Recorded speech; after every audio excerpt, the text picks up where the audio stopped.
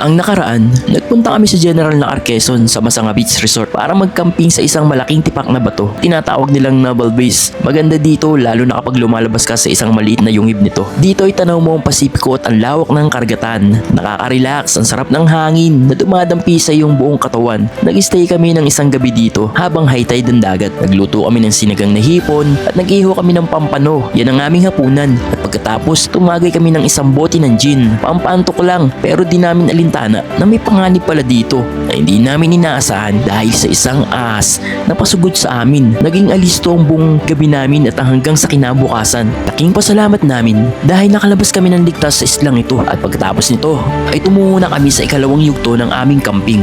Tara't samahan nyo kaming akyatin ang bundok na kung saan ay tanaw mo ang lahat sa lugar na ito.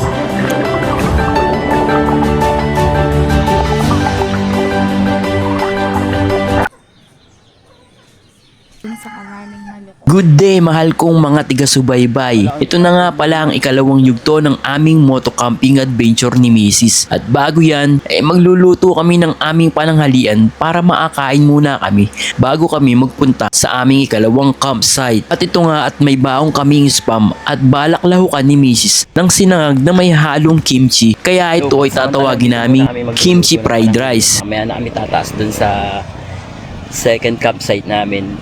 At dito muna kami magtatangalian sa pinakang cottage.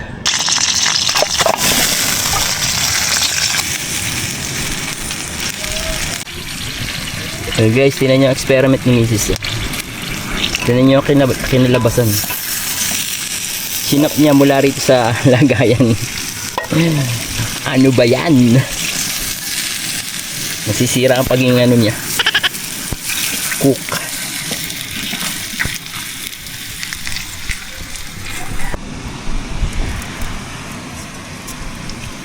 Dito na kami sa gatong nagluto ni Mrs. at hindi na kami gumamit ng butane para may reserba namin mamayang gabi sa pagluluto namin ng hapunan gamit ang aming dalang portable folding gas stove. Pero hindi naman nakakabahala dahil madaming kahoy dito na madaling magningas na pwede mong gamitin sa panggatong para sa pagluluto at sa bonfire kapag sumapit na ang dilim. At ito nga, ginisa na ni Mrs. ang bawang at sinamahan ng konting pagmamahal at maya maya lang ay ilalahok niya ang special na sangkap at ito ay ang kimchi na madalas naming isabay o ihalo sa pagkain.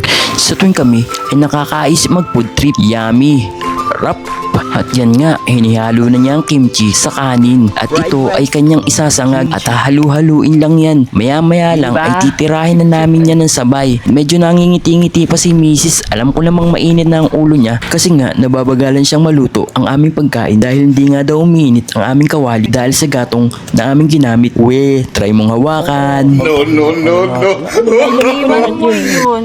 Iiwan mo nga siguro kasi habang nagpapaka. Sa ganyan yung nakalagay na maliit pa. Kaya nga. Di ba binigay ko sa iyo?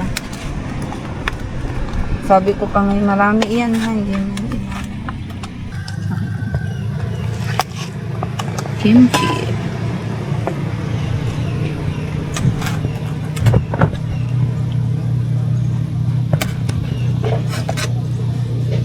Ano ko na sila ko na?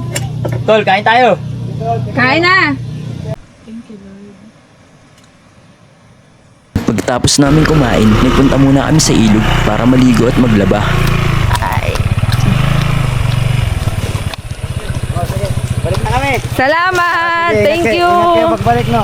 Thank you!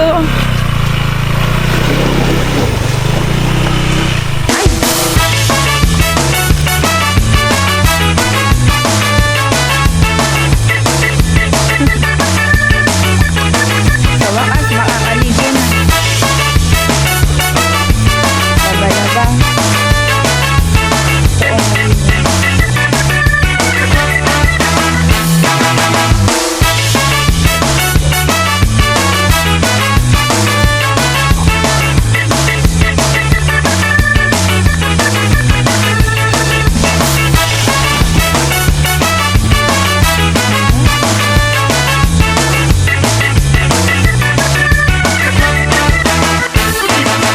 Malalim ba, Pet?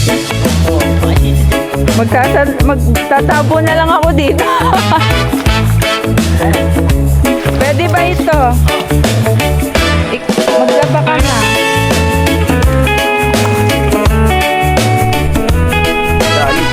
Best daw.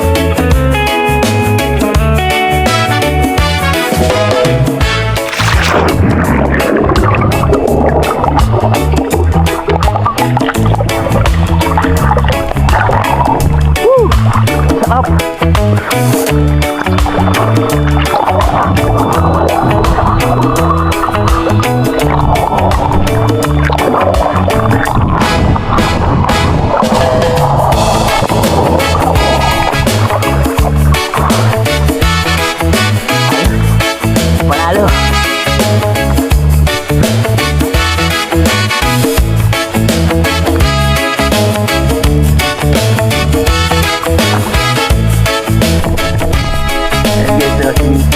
Lalabas. Ang susunod namin bukas. At ako naman maliligo na ako. Dahil maya-maya tataas na kami sa UDEX. Mag-hiking kami. Kita-kits mamaya guys.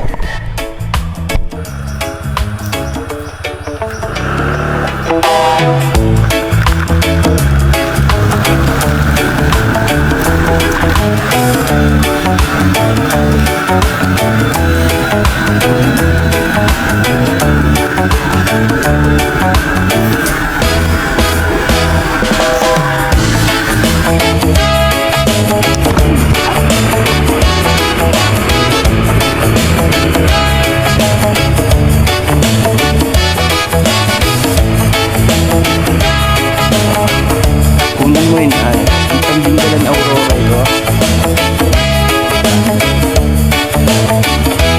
Oh yan. Dami ng pinggalan.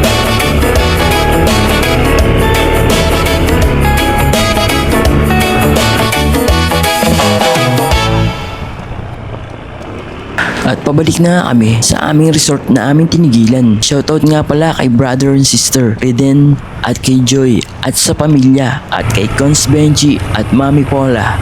Pati na rin kay Miguel ang aking tagabantay na aso. God bless all. Ayan, tumawid na kami ng ilog at ilang ilog pa ang tatawirin para makarating kami sa aming lokasyon.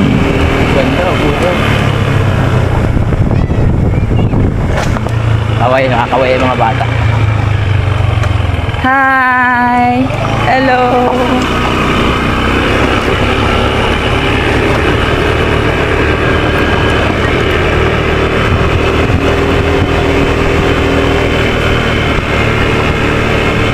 Kahit tayo ito, maganda ito. Ito yung simbahan.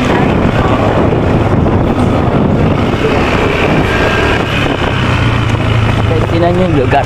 Ito ba? Ganda ang damo nila. Yan, matutol yung dinosaur.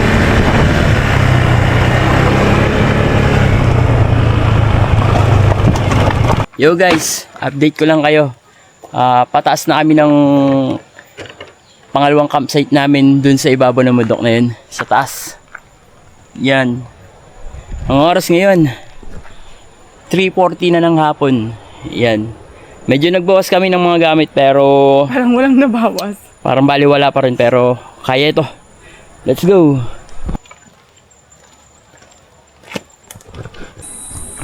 Sige. At dito, nagsimula ng tensyon. Mainit na talaga ang ulo ni Mrs. Kasi nga sobrang bigat na din talaga ng daladala niya. Kaya sobrang bad trip ang kanyang aura. Pero sinikap kong unawain siya kahit sobrang pagod na din ako. Biruin mo naka 50 gallons hiking backpack ako. At sa magkabilang kamay ay may hawak ako at may nakasabit pang drone sa aking katawan. Pero medyo nababad trip na din ako. Eh paano eh? Nababad trip siya. Nakakahawa kaya? Ano?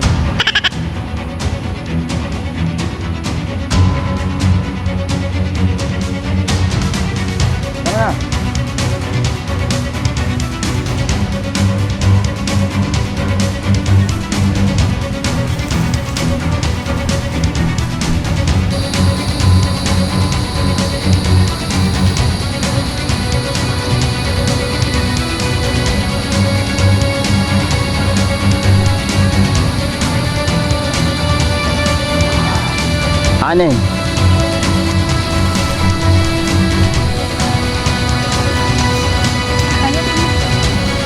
Ako na! Lapit na iiyak-iyak pa.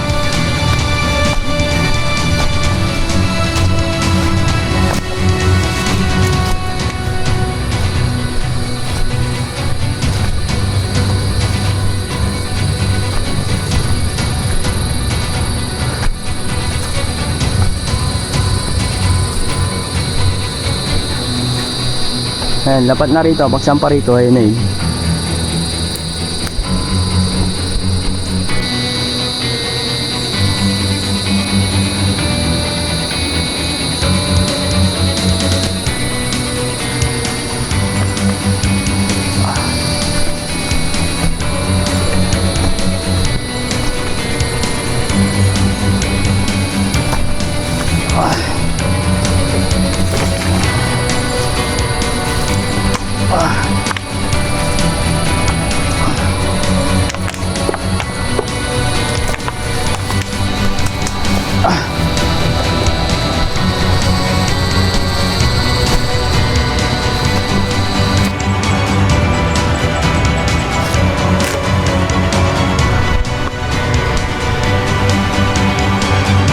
Parang gusto ko nang bumigay sa pagkakataong ito.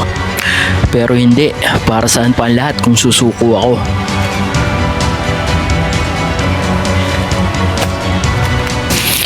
At yun si Mrs. Deadma lang ako, pero tuloy lang hanggang makarating sa ibabaw. Yung tipong pagod na pagod ka na tapos magkagalit pa kayo. Yun ang pinakamahirap na bahagi kaysa pag-ahon dito sa ibabaw ng bundok na ito. Talagang nadodoble ang pagod. Napakahirap. Napakahirap ng pakiramdam. Kaya kayo, pag magkakamping kayo, sikapin yung maging mapayapa at huwag mag-away. Laging magmahalan. At tulad namin dalawa, di nga.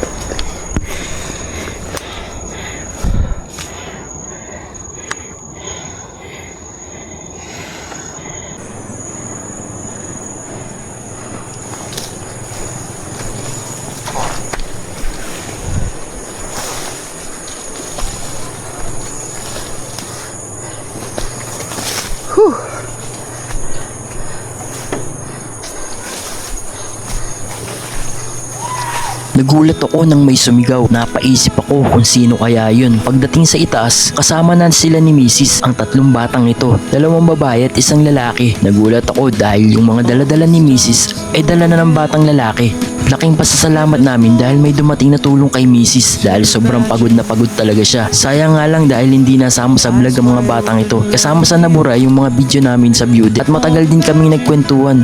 Nalimutan ko na nga lang ang pangalan niya, basta para siyang Brazilian. Kita ko sa bata na may lahi siya at hindi niya alam kung sino ang kanyang mga magulang. Kulot ang buhok na moreno ang balat at sabi niya tigay Panta Quezon siya at nagbabakasyon lang siya sa malayong kamag-anak dito sa General Nakar. Para sa akin, hindi ito pagkakataon at para kay Mrs. ito ay isang himala na galing sa langit. Salamat Lord. Never touched by any soul. There's no end to where we go.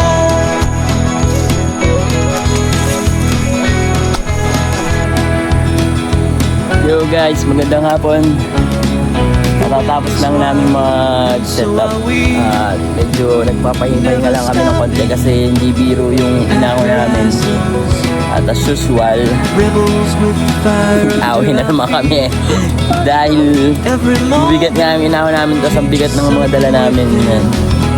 First time ko makapag-hiking, ganun palang kahirap pero kaya naman. Sarap na workout din to. Doon kami nag-ano nga pala guys kahapon doon. Yan, doon. Diyan na kami nag-camp site kahapon. Yan o, yung islang yan. Yan ang campsite namin kahapon. Ngayon, Snake Island dahil nakakita kami ng asa naman dito sa campsite namin. Campsite 2 ay okay naman. Walang pangamba. Bagay, ano naman dito, ligtas at mapayapa. Kaya nga madalas akong pumunta dito sa Masanga Beach Resort sa pag-aari ni Consihal Benji. Salamat po, shout out. Ano, luto na tayo. Okay, let's go, magluluto muna kami. Yo guys, update lang. Oras, 7:42. Ito, nag-chill kami ni Mrs. At nanonood kami ng movie. Cinco lang pamagat. There's no end to where we go. Chill kami ng To where we go. gin. Ang tawag sa gin bilog. Gin pipino. Walang kalamansi, kaya pipino na ang aming binigyan kami ng may-ari ng resort. No end to where we go. And what if nasa tuktukan ng bundok tapos may ganito? O diba? Yan ang thought namin, tas nakahamok ako dito sa labas. Tapos dagat ang harap. Tapos yung harapan mo yung dagat doon.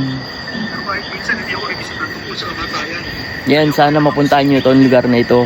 Pero wag na kayong pupunta dun sa Naval Base.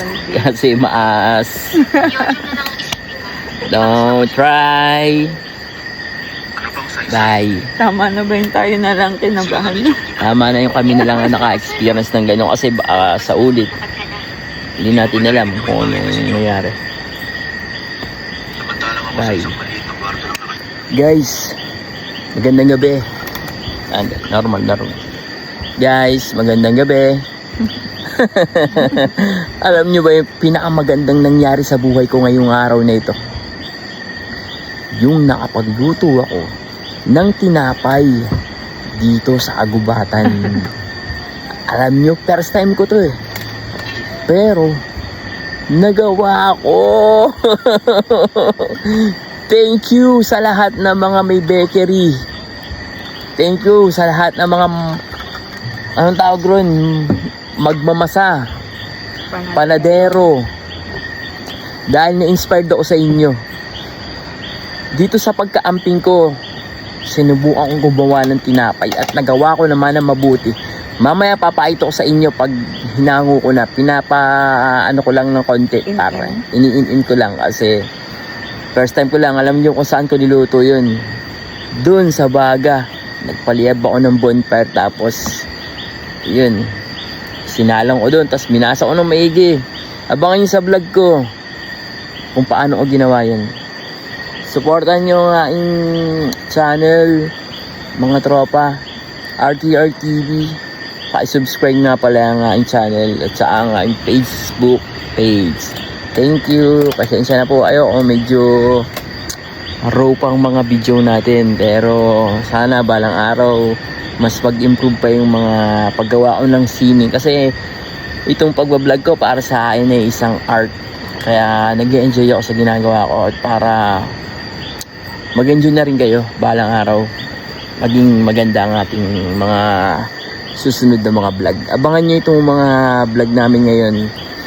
3 araw dito sa General Quezon. Kaming dalawa ni Mrs.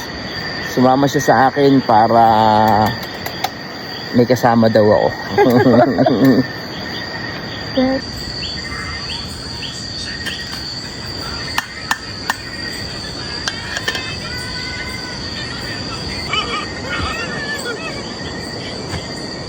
Saan natin yan? Naluto ba? Luto. Guys, tinan yung view. Ayan o. Tinan mo yung buwan nakatago sa likod ng mga ulap. Ayan. Kasyat kami ni Mrs. Naka-gym kami ngayon sa pipino sa Alamansi. Tapos nanonood kami ng movie. Yan, sinkhole. Ito nagdala din. Yung buwan, no? Ang ganda, oh, guys. Tinan nyo, ang ganda. Oh. Dito kami sa ibabaw ng bundok. Yan. Tinan yung buwan, no? Nakatang liwanag. Tinan mo yung karagatan, Betty. Ganda.